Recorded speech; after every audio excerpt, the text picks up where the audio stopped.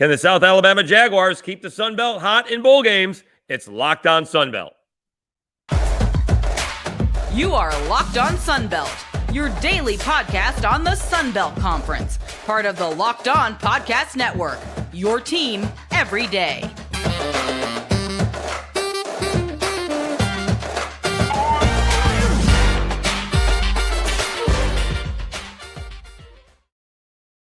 Welcome to another edition of Locked On Sunbelt, your team every day. I'm your host, Dave Schultz. I host Afternoon Sports Radio 105.5 in Mobile, covering the South Alabama Jaguars. And prior to that, covering the Louisiana Raging Cajuns, hosting mornings on 103.7 The Game in Lafayette, Louisiana. Sunbelt is off to a tremendous start in bowl games, but up until this point, I think the better team has won, whether it be Troy, Southern Miss, and Marshall. That Troy UTSA game was going to be, I think Troy was favored by 1. And then I thought Southern Miss was favored by a little bit more than that. And then I think Marshall was just better than UConn. And not only did all those teams win, but they all covered. Now it's going to come down to we got better matchups or closer matchups where we got a good ball game tonight in the Caesars Superdome with South Alabama taking on Western Kentucky. We will preview that, and then we'll go back over and recap what has happened so far in the Sun Belt because, I mean, they're 3-0. I would tell you they haven't beaten great teams, but we talked about the UConn story and how Jim Mora Jr. has turned that around. Rice ran into a little bit of a buzzsaw playing the top teams in the conference the last 3 games of the conference, losing all those games. Now Rice is, by the way, on a 4-game losing streak. And Troy kind of did what Troy does, gives up a couple of points, musters a few more, and beats a high-flying UTSA team, giving up only 12 points. In fact, they outscored them 18-0 to win that ballgame. So we'll recap those, although we just kind of did it, when we in the second segment.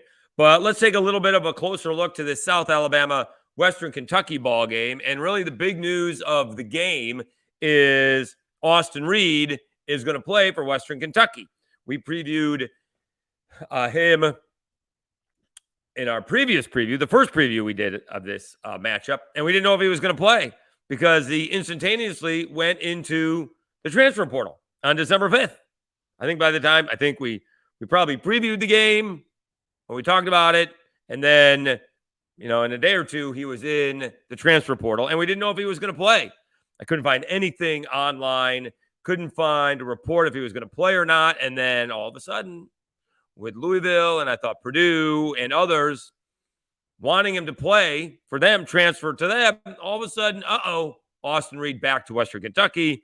And we found out later in the day he was, or maybe the next day, he got a good NIL deal. So great for Austin Reed. Not necessarily so great for South Alabama. All right, so as we've mentioned, Austin Reed is second in the nation when it comes to his personal statistics. 4,247 yards passing in the air, second in the nation. I believe the 353 completions, second in the nation.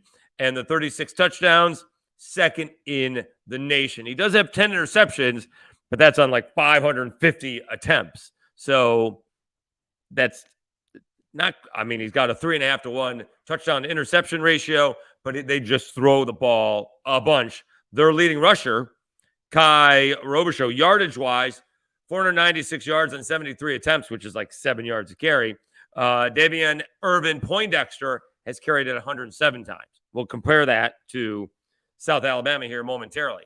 So the big news that happened where last week, later in the week, he had decided to pull out of the transfer portal and he was going to play in the ball game. And Western Kentucky is very impressive offensively. And will the South Alabama defense be able to slow them down? That's really the big difference in the ball game. All right. Western Kentucky averages 36 a game, points-wise, offensively. South Alabama, 32. Western Kentucky only gives up 24 points a game, but South Alabama less than 20. And here's the kind of the big difference. South Alabama only gives up 304 yards a game. Western Kentucky gives up 381 yards a game. All right, South Alabama doesn't allow you to run the ball. We don't know how much Western Kentucky is going to try and run the ball. They give up less than 100 yards of running a game. Passing defense is about the same, about 220 yards, a little bit off between them. But can South Alabama's defense, giving up just 215 yards a game in the air, slow down the Western Kentucky offense, who averages 340 yards in the air? So let's go to a South Alabama ball game where earlier in the week they did say, or when we met with them, I guess, a couple weeks ago, that they play a lot like Georgia Southern. So this was a kind of an odd football game. And again, we've talked about this game a lot. Georgia Southern never quite recovered, or took until they played App State when they were going to recover from this loss. I mean, at one point in time, it was 31-17 Georgia Southern. 3 minutes to go in the third quarter. Georgia Southern had a 97.8% chance of winning the football game. 97.8. They were in this football. They were up 14-0. First play of the game was a pick six. Then they scored a touchdown on their first full possession. South Alabama came back, put one on the board. Then it was 21-7, and then they stopped them. Georgia Southern stopped South Alabama. They were going to get the ball back. It was going to be 28-7, and they did a fake punt. And South Alabama, let me see if I get this right, outscored them 31-10 at that point in time. All right. Now, let's look at the team stats, because there wasn't a whole lot going in the second half for Georgia Southern. They threw it for 278 yards against South Alabama. A lot of that in the first 2.5 quarters. Let's see if we can find out what they average per ball game. Let's see, team-wise.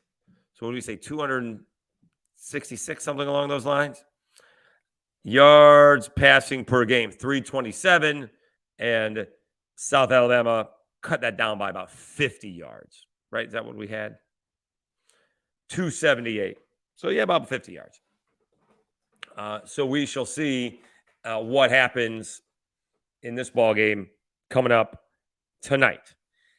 My personal thought is also South Alabama can't turn it over. Carter Bradley, for comparison's sake to Austin Webb, he's had a really good season. He has set records for passing yardage and touchdowns, but he also has 10 interceptions in about 200 less attempts.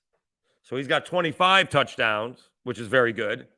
The 10 interceptions in 373 attempts, not quite as good, right? He's got a 2.5 to 1 touchdown to interception ratio, whereas Austin Reed's got 3.5 to 1, and one guy's thrown 550 passes in Austin Reed, and another one has thrown 373 passes. Carter Bradley's had a really good season. He can't make that big mistake. It's going to be very difficult in this ball game for South Alabama to come back.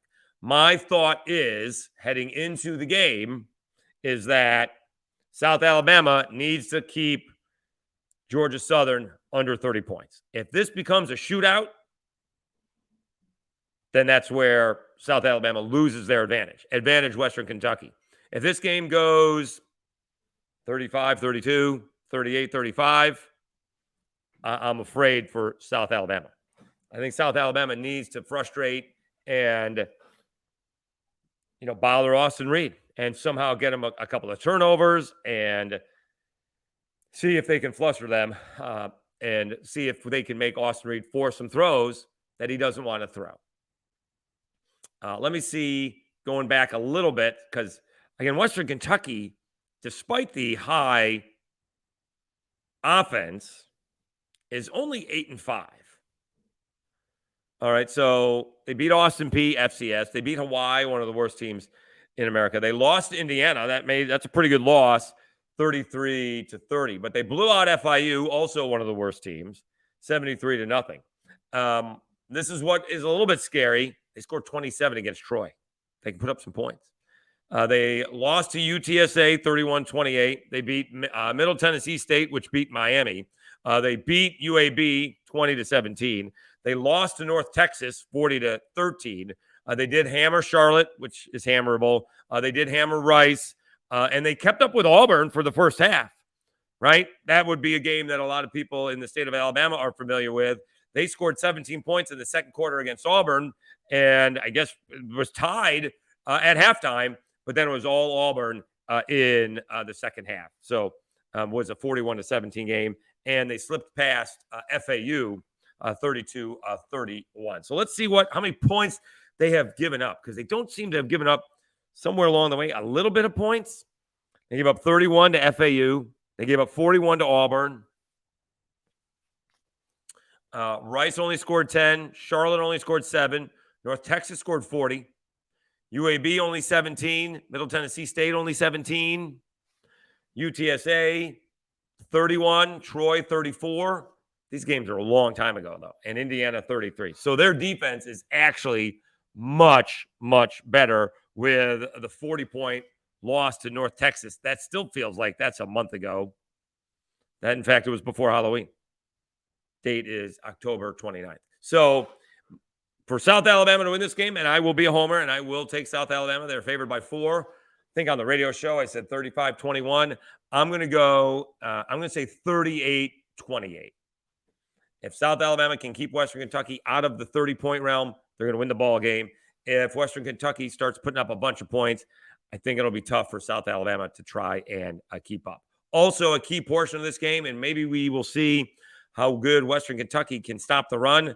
They give up 156 yards rushing. South Alabama rushes for 166 yards a game. So LaDainian Webb, Braylon McReynolds, those guys are going to be key for South Alabama to keep control of the ball game. Don't forget about Marco Lee and Omni Wells. Okay, we'll come back. We will recap the bowl games so far as the Sun Belt is having an outstanding a bowl season, going 3-0 so far. But first, let me tell you about BetOnline.net. BetOnline.net is your number one source for sports betting info, stats, news, and analysis. Get the latest odds and trends for every professional and amateur league out there, from football to basketball to soccer and esports. We've got it all at BetOnline.net. And if you love sports podcasts, you'll find those at BetOnline as well. We're always the fastest and easiest way to get your betting fix. Head to the website today or use your mobile device to learn more. BetOnline, where the game starts.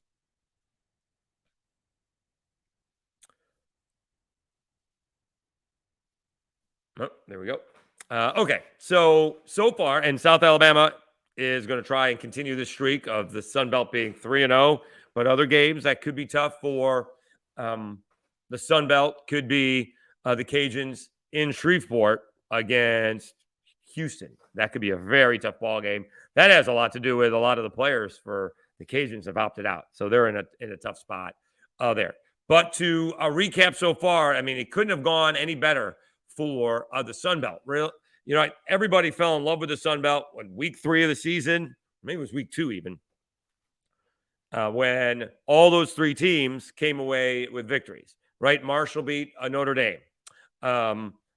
App State beat A&M, and Georgia Southern beat Nebraska. And so now we may see some more love. The more this goes on, everyone is always going to be talking about the championship and everything like that. But a couple weeks into this, you'll start to see standings on, just like the NCAA basketball tournament, what are the conferences been doing? And the Sun Belt is going to get a lot of love if they can keep it going.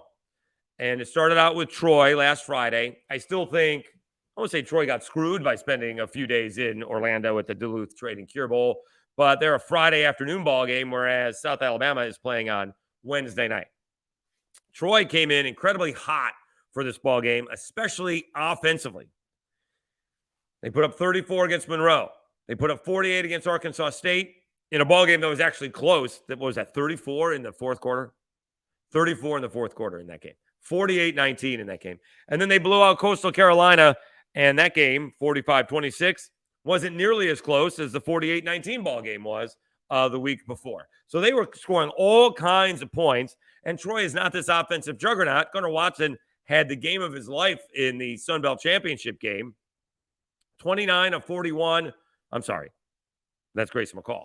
Gunnar Watson, and a very efficient 12 of 17, 318 yards, and 3 touchdowns. That's not what happened in the game against UTSA. Gunnar Watson was 13 of 23 for 113 yards, 1 touchdown, and 2 interceptions. UTSA was behind 12-0 before they got on the board. And Gunnar Watson's touchdown, I think it was a second touchdown, was a thing of beauty where it was a great throw, great catch, good coverage. Can't do anything about it. And Troy ends up taking a 15-12 lead. They kick a bonus field goal to go up 18-12. And UTSA, which scored 12 points in the first half, scored nothing. I believe the official term is bupkis in the second half. But UTSA averages, 39 points a game? I mean, they really put up 37 points a game, and that probably includes the 12 points that they scored against Troy, and Troy just manhandled them, especially in the second half. UTSA, a total of 300. I mean, think about this. Look at this. This is a total Troy football game. UTSA, a total of 345 yards, and Troy had a grand total of 153 yards. The difference in this ball game, got to look down the stat sheet a little bit more. Not only penalties, 9-2 in favor of Troy, I guess. Only 2 penalties, 21 yards, but 5 turnovers. If Troy had any kind of offense, they would have blown them out.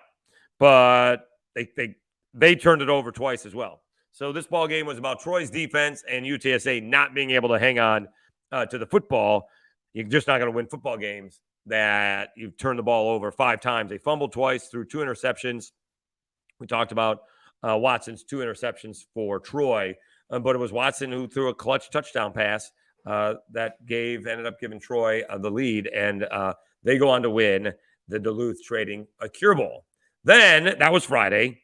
Then on Saturday, you had Southern Miss at Rice here in Mobile on the campus of South Alabama, and it was the Frank Gore Jr. show. Not only setting a Southern Miss rushing record, not only setting a Lending Tree Bowl rushing record, but he set an FBS Bowl rushing record, 329 yards on just 21 carries, scoring twice. Oh, and by the way, he threw a touchdown pass as well, Mr. Superback. Southern Miss did have a little bit of trouble hanging on the football. They fumbled a couple of times, including Gore Jr., but it was a come-from-ahead victory for Southern Miss. They fell behind. They were up 17-3. They fell behind 24-17. Yeah, 24-17. But then they rattled off 21 straight points. They just couldn't stop Frank Gore Jr. It was averaging like 15 yards a carry. My goodness. And so Southern Miss and Will Hall's bunch go to 7-6 following the ball game. Frank Gore Jr. said, "We're coming. All right. If you better have gotten us this year because we're coming, and it will be interesting to see what happens." You know, a lot of guys from Troy are graduating. We'll see who leaves South Alabama. The Cajuns already have guys that have been announced. And so Southern Miss, one of those top 4 teams in the West, which will be much more competitive than the Sun Belt East next season, will be probably in the thick of things. They probably need to improve still their quarterbacking. Southern Miss had 5 different guys take snaps, including Frank Gore Jr. Let's see what Trey Lowe is a junior. They may have maybe their original quarterback. Let me see who the original quarterback is, because he got hurt early on in the season, and they may have their quarterback, but it was not maybe Ty Keys is the quarterback. Ty Keys is the quarterback. They tried Zach Wilkie, but he kept on turning the ball over. 9 interceptions in 175 games to only 8 touchdowns. So they eventually went to Trey Lowe, but Ty Keys was injured early on in the season. He's the guy. We'll see how he does. All right, so Friday, Troy wins. Saturday, Southern Miss wins. Sunday is the NFL. And then you go to Monday, and the ball game that afternoon was the Myrtle Beach Bowl, and Charles Huff and the Thundering Herd beat UConn 28-14. We talked about it yesterday. What a great job Jamor Jr. did turning UConn around. Charles Huff dealing with, I don't know if it's controversy. I'm not sure if we're ever going to find out what happened to the offensive line coach, but they beat Notre Dame and they need to replace the offensive line coach. Had some tough losses, some bad losses, some disappointing losses to Louisiana, but they eventually turned it around. And Marshall finishes up 9-4. I think some turnovers got in there, and UConn was able to take advantage to score a couple of touchdowns in the third quarter. But Marshall also very good defensively.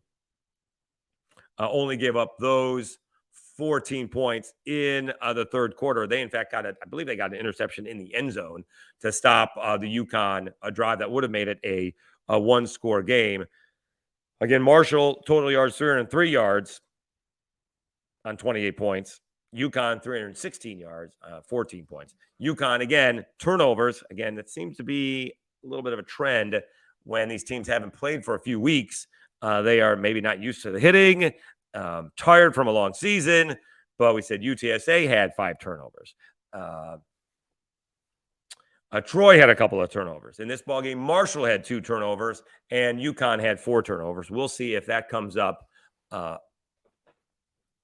in the ballgame tonight with South Alabama and Western Kentucky. All right, Cam Thatcher did not have a great game in this one. 10 out of 20, 93 yards, 2 touchdowns, and 1 interception. Again, the big news is really Rasheen Ali coming back. He had 15 carries, 92 yards, and a touchdown. Just a sophomore. And let me see how many games he played in, because I'm not sure he played in the 4 ball games this year. He did come back. He only played in 3 games, and a new rule that was instituted, I think, over the weekend. If you don't play in 4 ball games, you can use the year as a redshirt. So Rasheen Ali may be able to do that if he wants to. He only played in 2 ball games and the bowl game, and the bowl game doesn't count. So good to see Rasheen Ali back on the field for Marshall. And with Kalen Laybourne, a senior, whether he comes back or not, we'll see. But Rasheen Ali, good to see him back on the field for the Thundering Herd. Okay. Let's take a timeout. We will be back after these messages. You know what? Let's just roll. Let's just roll right through. Let's talk a little basketball, Sunbelt. Let me see because conference play is going to start. So conference play is starting soon. And again, I'm not all that right now impressed with South Alabama. I thought last year they were really good and may have made some money on them early on in the season. Early on this season, they were covering a bunch. But again, we got some good teams in the Sun Belt. Tuesday, though, UL Monroe off to a tough start. They're 4-9. Jacksonville out of Florida beat Monroe 66-55. Seems to be the only game on Tuesday. Some other teams played on Monday, along with South Alabama. Marshall beat Glenville State 99-73. Coastal took it on the chin to Charleston. Charleston, by the way, is 12-1. They beat Coastal Carolina 83-69. Cliff Ellis' team 6-5. And Arkansas State 7-5 beats Alabama State, now 1-10, 72-65. Let's see, again, checking the standings here. You got Southern Miss. You got the Cajuns are doing very well. In fact, did I say the Cajuns' only loss is to Drake, and Drake beat Mississippi State, I believe, on Tuesday. And then you do have the Marshall Thundering Herd 11-2. We will see what's going on. And generally, you can see rather quickly, barring injuries that we don't know about because we haven't been keeping up to date just yet because we're concentrating on football. But we'll see. South Alabama, they're playing Jacksonville State today at home. Game moving up to 1 o'clock due to the conflict with the football game. And then they go to Atlanta, and we'll see what they can do against Georgia State 6-5 and Georgia Southern 7-5.